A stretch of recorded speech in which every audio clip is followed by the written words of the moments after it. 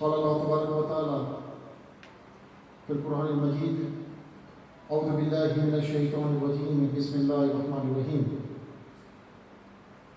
والعصر إن الإنسان لفي خسر إلا الذين آمنوا وعملوا الصالحات وتواصوا بالحق وتواصوا بالصبر. صدق الله العظيم وصدق رسوله النبي الكريم. إن الله وملائكته يصلون على النبي يا أيها الذين آمنوا صلوا عليه وسلموا تسليما. اللهم صل على سيدنا مولانا محمد وعلى سيدنا مولانا محمد وأصحاب سيدنا مولانا محمد وبارك وسلم عليه. صلاة وسلام عليك يا سيدي يا رسول الله وعلى آلك وأصحابك يا حبيب الله. يا رب بالمصطفى بلغ مقاصدنا واغفر لنا ما مضى يا واسع الكرم. مولاي صل وسلم دائما ابدا على حبيبك خير الخلق كلهم.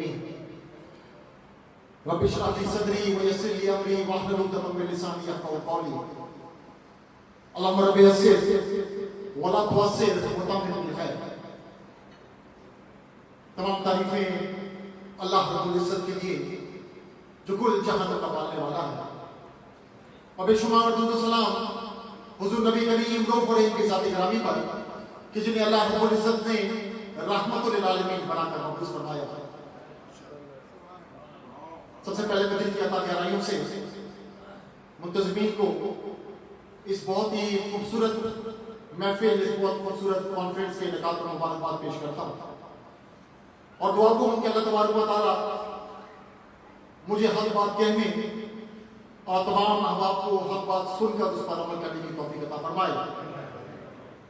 یہ بہت اتفاق ہے، اس میں کوئی پلاننگ نہیں، اس میں کوئی پری ارینج ڈسکشن نہیں تھی، لیکن جناب حسن الغالوی صاحب نے جس آیت مبارکہ کی، اس سورہ مبارکہ کی تلاوت کی، اتفاقاً میں نے بھی اپنی گفتگو کے لیے اسی سورہ مبارکہ کو منتخب کیا.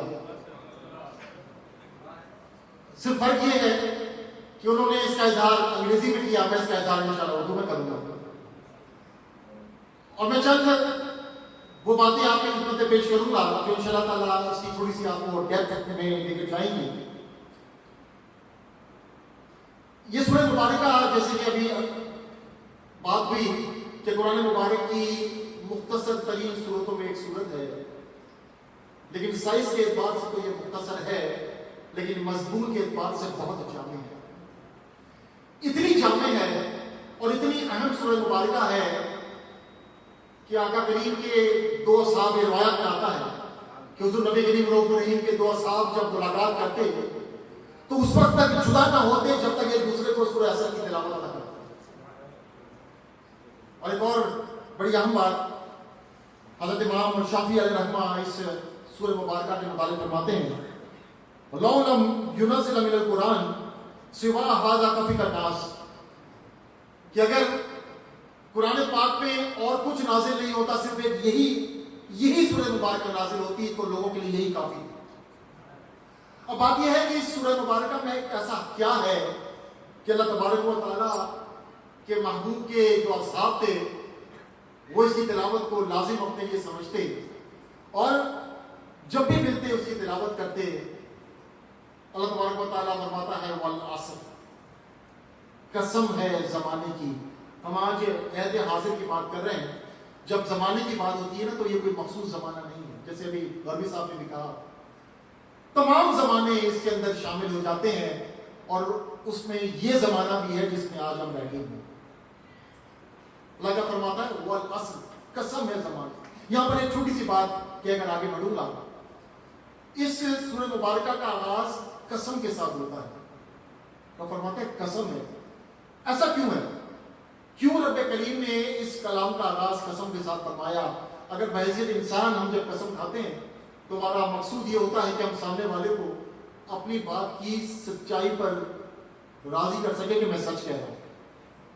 لیکن رب تعالیٰ کو تو اس کی کوئی حاجت نہیں، کیونکہ رب تعالیٰ کا جو کلام ہے اللہ خود فرماتا ہے ذالک الکتاب لا ریب فیہ، اس میں کوئی شک نہیں، کسی قسم کی کوئی شک نہیں، شروع سے لے کر آخر تک سچا کلام ہے، پکا کلام ہے. ایسا کلام ہے کہ رب تعالیٰ پھر فرماتا ہے لا تبدیل لکلمات اللہ، اس میں کوئی تبدیلی بھی نہیں ہو سکتی.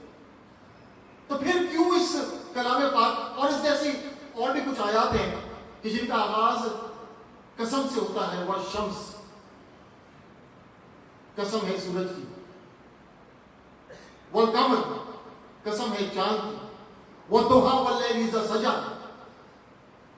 تو مفسرین کرام یہ فرماتے ہیں کہ جب انسان کسی کو قسم کے ساتھ اپنی گفتگو کے ساتھ پیش کرتا ہے تو اس کا مقصد یہ ہوتا ہے کہ سامنے والا میری بات کی سچائی پر مان جائے۔ اور جب اللہ تبارک و تعالیٰ قسم کے ساتھ کسی کلام کو شروع کرتا ہے تو وہ یہ بتانا چاہتا ہے کہ یہ بہت اہم کلام ہے، یہ بہت اہم کلام ہے، اس کو انڈر ایٹ نہ کرنا، اس کو بیک برنر پہ نہ ڈال دینا، اس کو انڈر دا کارپیٹ نہ کر دینا۔ یہ اتنا اہم کلام ہے کہ اگر تم اس کو چھوڑ دو گے تو تم تباہ و برباد ہو جاؤ گے۔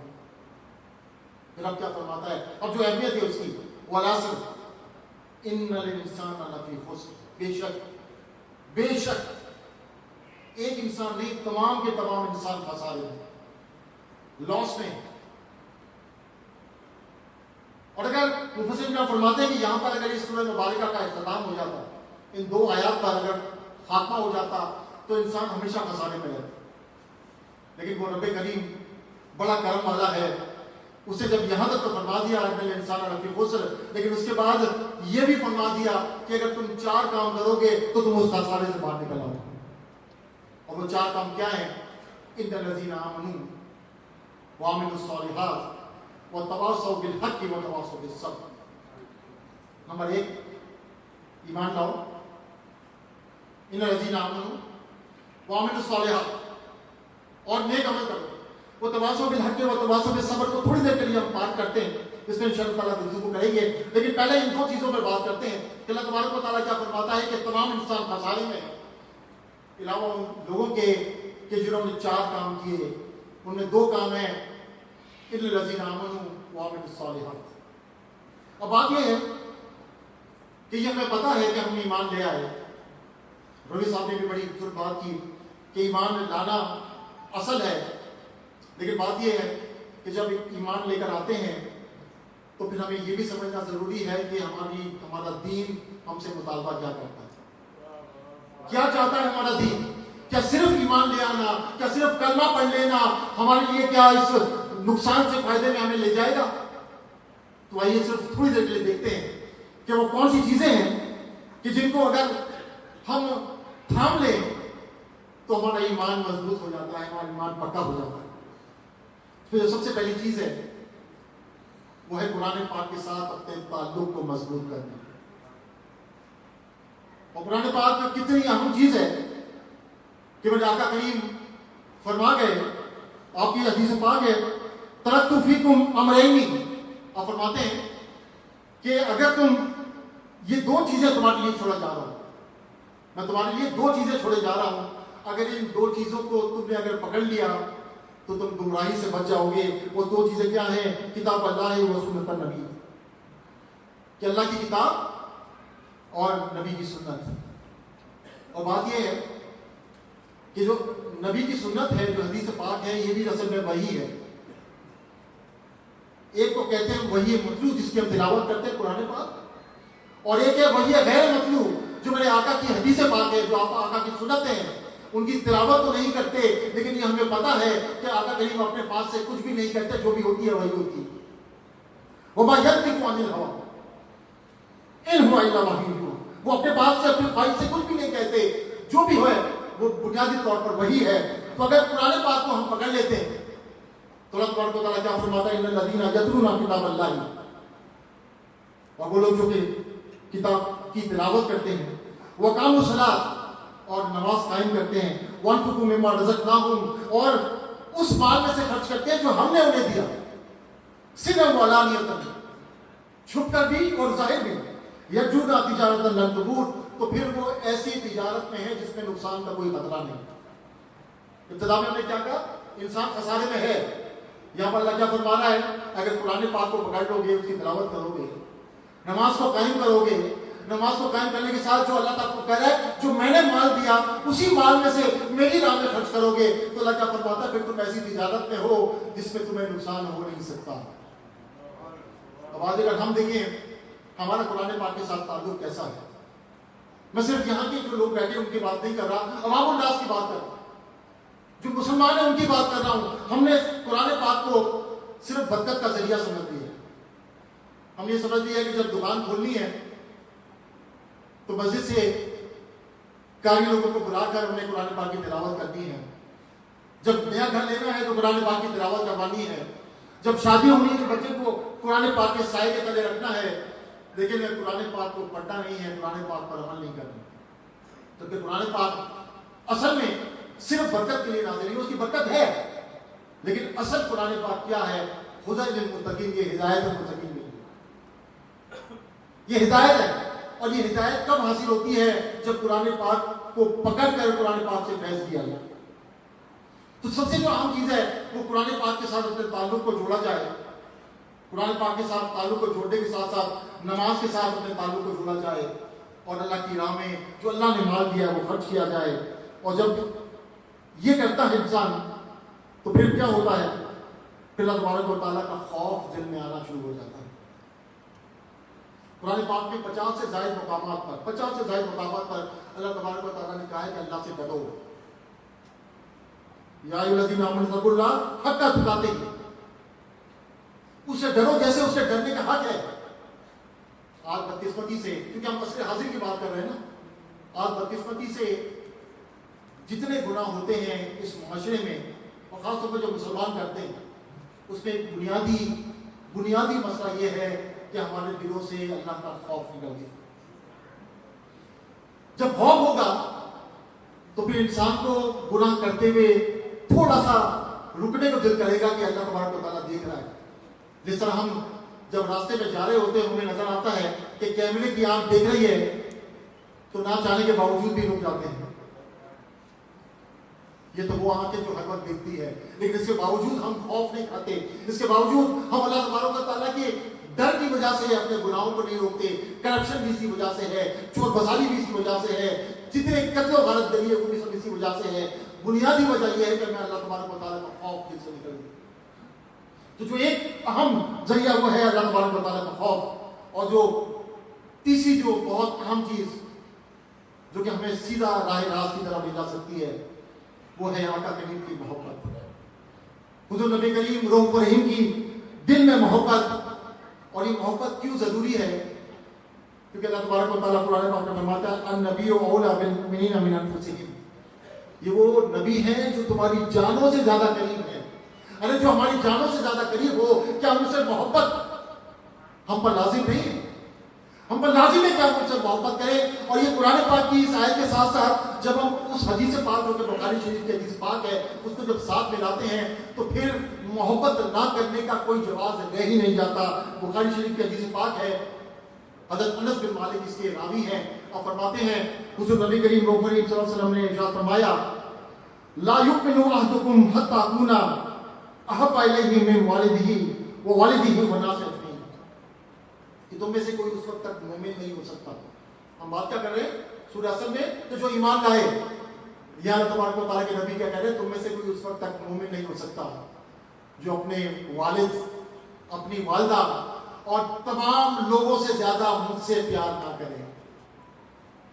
یہاں پر ہمارے لیے کوئی آپشن نہیں ہے, یہ کوئی وہ سوالات نہیں کہ ان چار میں سے کوئی ایک جواب دینا ہے. یہ مینڈیٹری ہے کہ اللہ تبارک و تعالیٰ کے نبی نے کہہ دیا تم مومن ہی نہیں ہو سکتے جب تک کہ مجھ سے محبت اس طرح نہ ہو کہ تمہارے والد کی محبت بھی چلی جائے, تمہارے والدین, تمہاری اولاد کی محبت بھی سائڈ پہ ہو جائے, جتنے تمہارے چاہنے والے ان سب کی محبت چلی جائے. سب سے زیادہ خوف جس کی محبت ہو وہ میری محبت ہو. اور یہی وہ چیز ہے کہ جو آج ہم جس کو مس کرتے ہیں. ہم اللہ تبارک و تعالیٰ کے کلام پاک کے ساتھ تعلق کو مس کرتے ہیں. ہم اللہ تبارک و تعالیٰ کے خوف کو مس کرتے ہیں. ہم رسول کریم صلی اللہ علیہ وسلم کی محبت کو مس کرتے ہیں. اور جب ہم مس کرتے ہیں تو پھر ہمارا حال کیا ہے؟ ہمارا حال یہ ہے کہ جب ہمارے ساتھ یہ چیزیں تھیں, جب اللہ کا خوف تھا, جب قرآن پاک کے ساتھ تعلق تھا, جب رسول اللہ صلی اللہ علیہ وسلم کی محبت تھی, تو ہم دنیا پر قابض تھے. ہم نے 781 سال یورپ پر حکومت کی, 500 سال وہ حکومت کہ جو 19ویں صدی تک چلتی رہی. وہ مسلمان کہ جو سائنس میں آگے تھے، جو الجبرا میں آگے تھے، جو ہر فیلڈ میں اپنا نام رکھتے تھے، چاہے وہ ابن رازی ہو، چاہے ابن خلدون ہو، چاہے وہ مولانا روم ہو، بڑے بڑے نام. آپ وقت اتنا نہیں ہے ورنہ میں اس کی ڈیٹیل میں ضرور جاتا، لیکن جب وہ تعلق تھا تو وہ تعلق رزلٹ یہ ہوا کہ اللہ تبارک و تعالیٰ نے آپ کو شان و شوکت ادا کی. لیکن جب آپ نے وہ تعلق ختم کر دیا، جب آپ نے قرآن کے ساتھ اپنے تعلق کو کم کیا، جب آپ نے رسول اللہ صلی اللہ علیہ وسلم کے ساتھ اپنے تعلق کو کم کیا، جب آپ نے خوف الہی کو اپنے دلوں سے نکال دیا، تو آج صورتحال یہ ہے کہ 1.9 ارب مسلمان اس دھرتی پر ہیں. 57 ملک ایسے ہیں جو کہ OIC کے ممبر ہیں، لیکن بدقسمتی سے ایک فلسطین کی حفاظت نہیں کر سکتے. وہ اسرائیل جو کہ صرف 1 کروڑ 10 ملین 1 کروڑ لوگوں پر مشتمل ہے، اور اس کے ارد گرد اگر ہم دیکھیں تو ہمیں شام بھی نظر آتا ہے، ہمیں جارڈن بھی نظر آتا ہے، ہمیں مصر بھی نظر آتا ہے، ہمیں لبنان بھی نظر آتا ہے. اس کے قریب دیکھیں تو سعودی عرب بھی ہے، ادھر دیکھیں تو UAE بھی ہے، ترکیہ بھی ہے. یہ سارے کے سارے موجود ہیں، لیکن ایک ملک کو بدماشی کرنے سے اسے نہیں روک سکتے کہ نہ اللہ تبارک و تعالیٰ کے ساتھ وہ محبت ہے، نہ اللہ کا وہ خوف ہے، نہ رسول اللہ کے ساتھ وہ محبت ہے، نہ قرآن کے ساتھ وہ تعلق ہے. اور ان تعلقات کے نہ ہونے کی وجہ سے اللہ تبارک و تعالیٰ فرماتا ہے جب تم اطاعت نہیں کرو گے رسول کی، جب تم اطاعت نہیں کرو گے میری، تو تمہیں کیا ہوگا؟ تو اللہ فرماتا ہے تنازع، تم جھگڑوں میں پڑ جاؤ گے، پھر تم جھگڑوں میں پڑو گے. قرآن پاک کی آیت مبارکہ ہے سورہ انفال، اللہ فرماتا ہے فَتَفْشَلُوا وَتَذْهَبَ رِيحُكُمْ، اور تم بزدل ہو جاؤ گے اور تمہاری ہوا پھسل جائے گی.